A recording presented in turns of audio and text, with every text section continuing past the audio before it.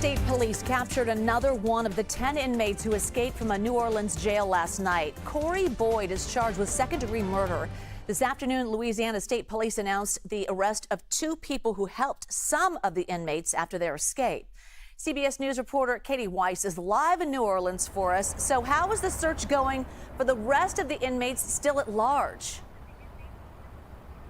Well, as far as we know, still 5 men at large. Could be anywhere, could be right here. It's funny to say, in a way, you know, they've had a 5-6 day head start, and yet, as you mentioned, that one person who was arrested last night, he was actually found right here in New Orleans. Didn't make it very far despite having several days on the run.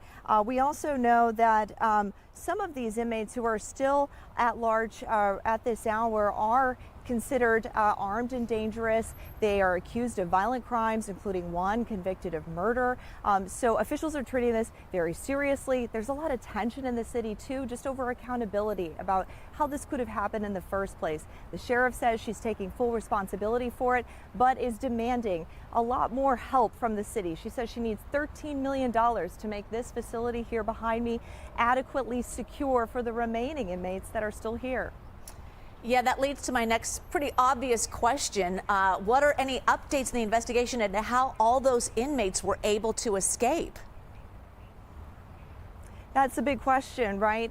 There's been a lot of talk about how it could have been an inside job, or how did they have outside help as well. Now we know a little bit of both of that.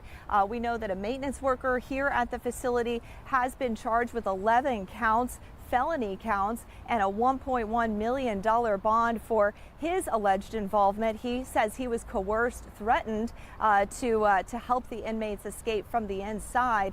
But the AG here today tells us she doesn't buy that story. She says he had plenty of time to report the escape and did not do so. Meanwhile, just this afternoon, 2 other alleged co-conspirators were arrested in this case. They were arrested just an hour south of here in a parish called Plaquemines Parish. It's a smaller community just south of here. And those 2 co-conspirators are accused of allegedly driving these escapees around town after they broke out of this jail and helping them pick up things that they needed. So it gives us some clues as to how these inmates were able to then not only make a break for it, but then get around more undetected. And authorities want to warn anyone, if you are harboring a fugitive, you will be held accountable.